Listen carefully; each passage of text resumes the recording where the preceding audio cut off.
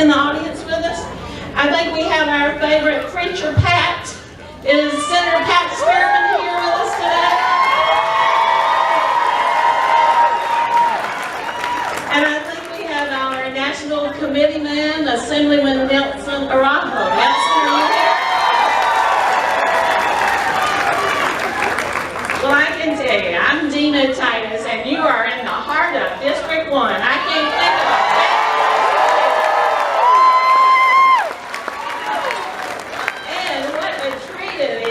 welcome back to Nevada, back to Las Vegas, back to District 1, our next president, Hillary Rodham.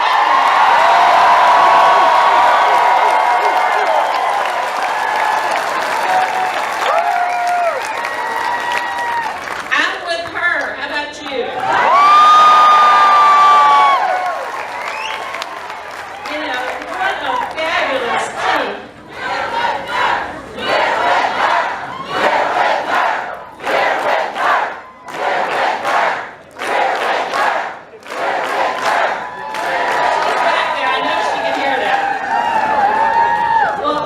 fabulous team. We have in Hillary Clinton and her running mate Tim Kaine.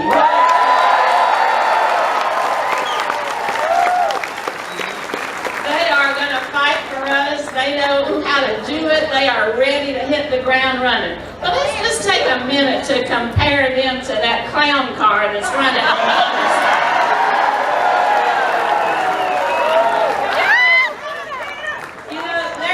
Number one bozo, if I could use that clown reference, he wants to build a wall.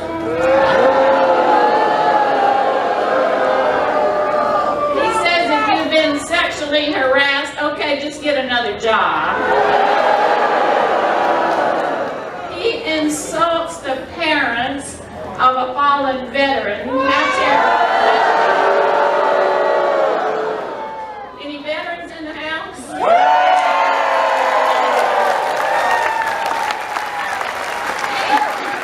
And he threw a baby out of his record. You just can't believe this. I can't make this up. And you know, and his business record, he always talks about being such a good businessman. Look at his business record. It's even worse. He's bankrupted companies, he's fought against unions, he's shut down places and let workers go, and he makes his tacky products in China and other places not made in America. You tell me. And speaking of that, you know, I think our slogans are even better. Made in America.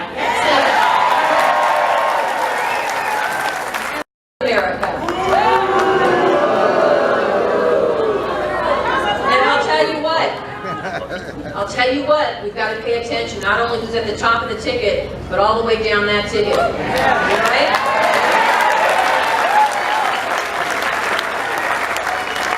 Because here's why. My opponent, Congressman Heck, has high hopes that Donald Trump will be our next president. This is the same Donald Trump who would punish a woman who has an abortion. Do you know that Congressman Heck has voted in Washington to do just that? He is part of that mess in Washington.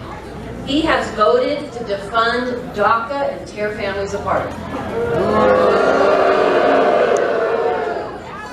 He has even voted to protect tax breaks for big corporations who ship jobs overseas.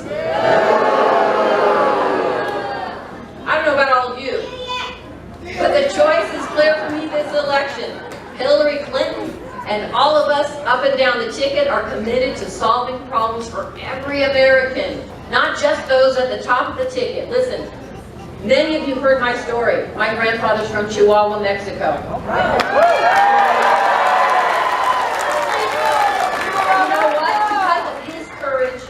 And the hard work of my parents right here in Nevada, my sister and I are the first in our family to graduate from college.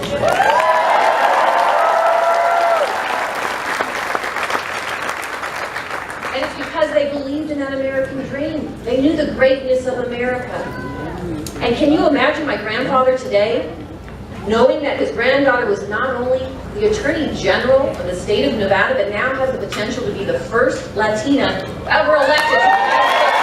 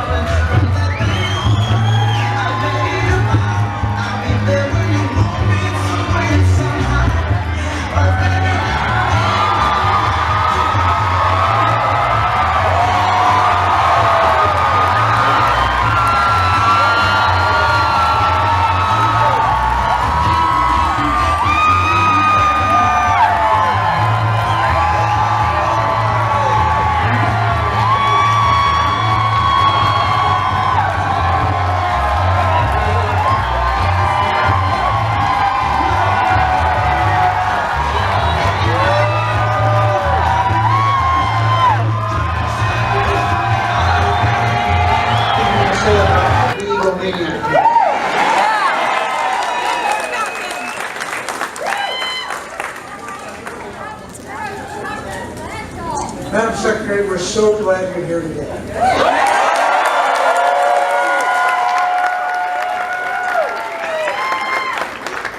But it's not like it's the first time you've been here.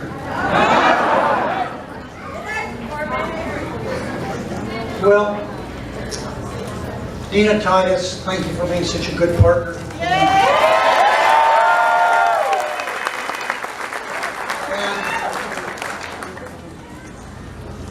We've got a chance to change America. Not only with Hillary Clinton being elected president, but also Catherine Cortez Masto.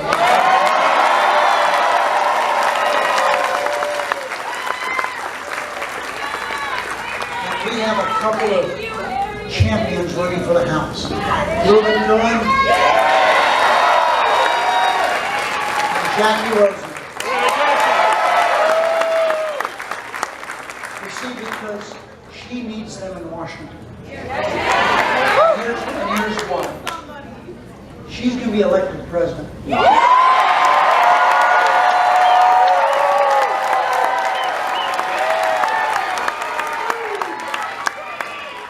And this will be a pretty good deal because the egomaniac, I promise not to say anything, I can't help myself. The egomaniac said that he never saw a woman that was attractive and smart.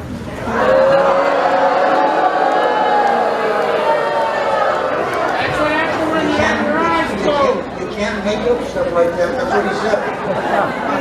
So the reason it's important after she's elected president that we have also, on that same night, elected Catherine, Jackie, and Reuben, is because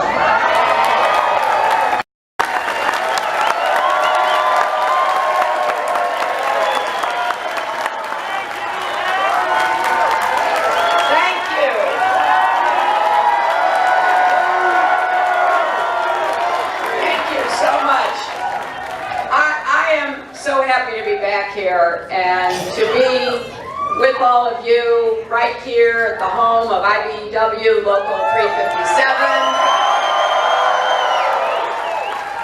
and with so many longtime friends. Thank you, thank you, thank you.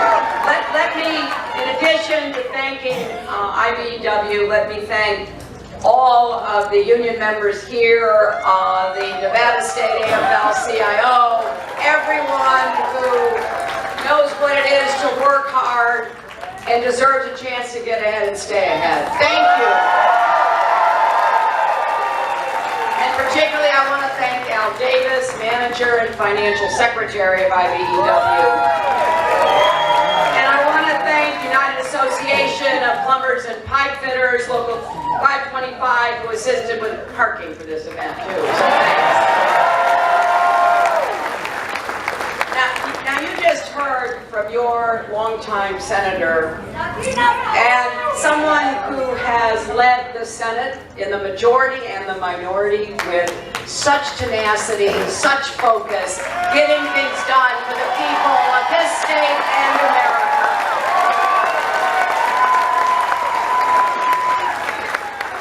There's a lot that I really love and admire about Harry Reid. Let me just mention 3 of them. Number 1, his wife, Landra. And the beautiful family that they have created together. Number 2, he always tells it as he sees it. It's also under the ground, the water systems, the sewer systems, and yes, we need a new modern electric grid to be able to take and distribute renewable energy. So, I'm excited about this because, as Harry just said, for every $1 billion we get 47,500 jobs, and they are mostly good union jobs with a good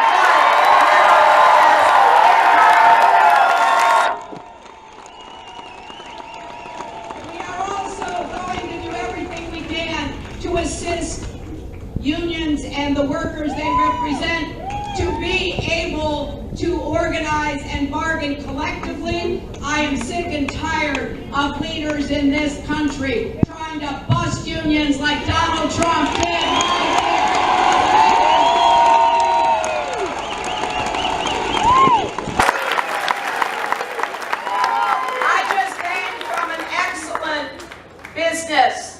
A business, Mojave. That's right, Mojave Electric, right. That's a company that understands that they could do well by doing good. It's an IBEW union shop. It has a lot of apprentices. It has benefits that are going to keep families together and keep them growing. That's what we need more of in America, and I'm on the side of businesses and labor that work together. Take bankruptcy 6 times, get out from under his debts, and we don't let families and students refinance theirs.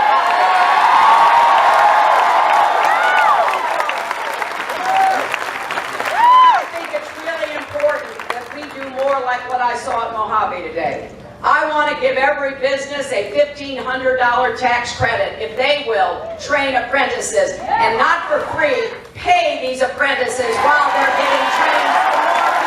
Take advantage of that. We need more technical education back into our high schools. I want us to train 50,000 high school teachers and junior high teachers in computer science so every single student in America has access to that kind of opportunity. And we're going to, with our infrastructure program, finish the job of providing high-speed broadband internet access to every single home and business in America.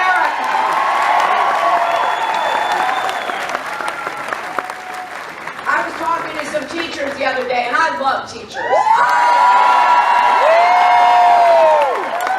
I was talking to them, and they were telling me they had just done a national survey, and they found that 70% of teachers assigned homework that required students to go use the internet. Now, I think that's good. We want our young people to learn how to use the internet and understand the opportunities that they could have. Here's the rub. 5 million students in America do not have access at home to the internet. So the homework gets assigned, and these 5 million kids, unless they're close enough to a library they can get to, or somebody's business or somebody else's home is connected somehow, they're left out. We do not have a single person to waste in the 21st century. I want to unleash the talent and ambition of every young American.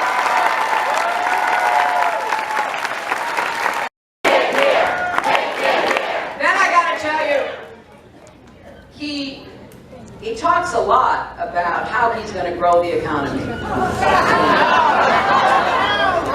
Yet he doesn't make things in America. And just this past couple of weeks, he asked for more visas to bring in foreign workers for his golf courses and his resorts. And when asked, why would you do that? He said, well, we can't find workers here.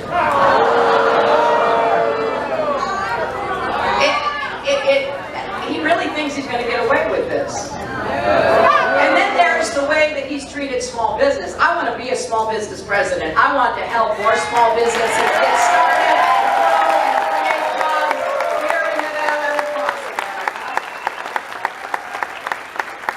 But I have now been hearing stories from so many people who did work for Donald Trump in one of his buildings, and then they wouldn't pay him. I went to Atlantic City. I met a number of small businesses, as well as workers, plumbers and painters, glass installers, marble installers at one of his resorts. They finished the work. The man who sold him the pianos and installed the pianos, they finished the work. And they submitted their bill. And the Trump people said, no, we're not going to pay you. Not because he couldn't, but because he wouldn't. And then he comes back and he says, well, maybe I'll give you 50 cents or 30 cents on the dollar.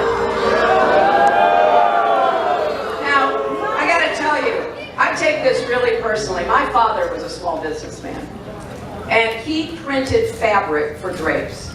That's what he did. He had a print plant. It was a low ceiling